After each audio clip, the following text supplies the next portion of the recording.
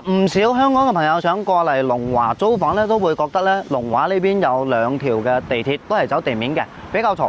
咁我哋今日咧翻過嚟嘅係龍華紅山嘅聯發珍珠雅居。咁呢個樓盤咧交樓落嚟大概就已經有8個月嘅時間㗎啦。咁小區咧唔係話好大，一共先得3棟。同樣咧花園唔係好大嘅啫。距離地鐵口大概係10分鐘左右啦。整個小區目前只有2個單位面積嘅，一個81平，一個91平，同樣都係做咗3房2衛嘅。咁今期咧主要同大家介紹翻3套房，租金咧都係喺8500蚊左右。咁當然啦，唔好睇我講咩，最終傾落嚟嗰個價位先係你哋租低嘅簽合同嗰個價位嘅。咁我哋依家唔講咁多，上樓睇房啦。我哋依家睇嘅第一套房，81方嘅3房2廳2衛，呢個單位咧非常之實用嘅，佢嘅面積接近我哋喺香港嘅話，大概800幾尺，入門口所有嘅儲物櫃、鞋櫃全部都搞好晒，而且咧交樓大概有7、8個月，咁我哋依家咧呢啲家私電器全部都新配嘅，而且我覺得呢個單位比較靚嘅咧就係呢個落地玻璃窗。省到立立令，外面睇到真係好似一塊鏡咁，甚至睇唔到有嘢。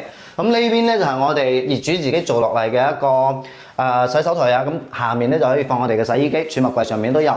咁同時咧曬衫點解決咧？嗱，依家咧我哋呢邊咧將原嚟嘅放空調主機嘅位置咧係做咗一個拓展嘅，所以空間使用率超級大。咁全屋咧亦都有中央空調嘅。所以咧比較明亮，同時可以做到南北通嘅一套。咁呢邊咧就係我哋嘅第一隻房，咁可以發覺咧，佢房間大細唔係話特別大，但係咧可以睇到嘅就係咧，我哋櫃啊、床啊全部都有。咁同時咧就係我哋呢邊咧衞生間嚇都唔細嘅，呢隻公衞採用嘅亦都係智能馬桶嘅。咁翻過嚟咧就係我哋嘅第二隻房，亦都可以睇到啊，因為完全冇入住過，包裝都仲未拆啊。咁當然咧有人會覺得有冇異味，有冇甲醛等等，但我可以同各位講，依家我門窗全部都係關好晒嘅，冇乜味道，因為咧採用嘅全部都係環保嘅材料，呢啲櫃直頭咧係冇虛嘅，咁全部都係新安裝嘅，但係一啲異味都冇嘅。咁我哋睇翻呢隻套房嘅衞生間啦，設計好合理，基本上裡面咧都做晒乾濕分離㗎啦。咁呢套房咧目前嘅租金係8500蚊嘅，如果中意呢套房嘅點翻個1。OK， 咁我哋睇翻聯發嘅第2套房，咁依家呢個單位咧同樣係81平嘅3房2廳2衛，配置都差唔多，但係我哋呢個房型嘅朝向咧同我哋前面咧係有啲唔一樣嘅。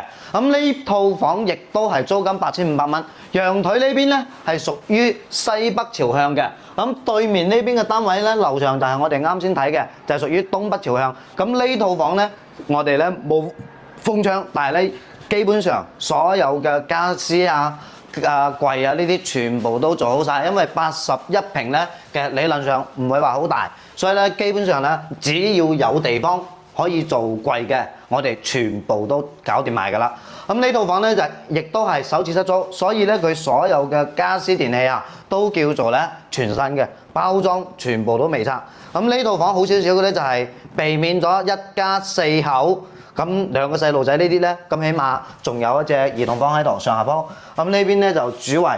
其實設計嚟講咧，呢套房佢都包含咗我哋所有嘅，包括一啲床頭櫃啊，包括我哋嘅化妝櫃啊、衣櫃呢啲，全部都搞好晒㗎啦。咁如果對呢套房亦都有興趣嘅咧，點翻個2啊！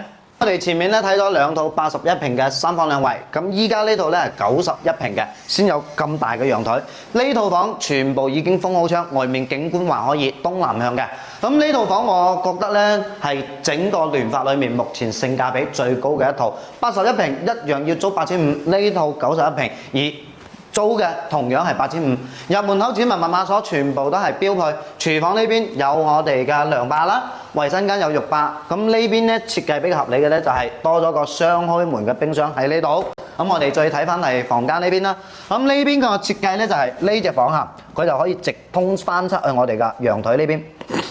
實用率比較高，咁同時咧，我哋呢個位置咧就係喺宮位呢邊，佢直接做咗有3段式分離嘅，格局更加大。同時咧，衞生間外面咧亦都多咗個設備間，用嚟擺熱水器同埋一啲雜物呢啲嘅。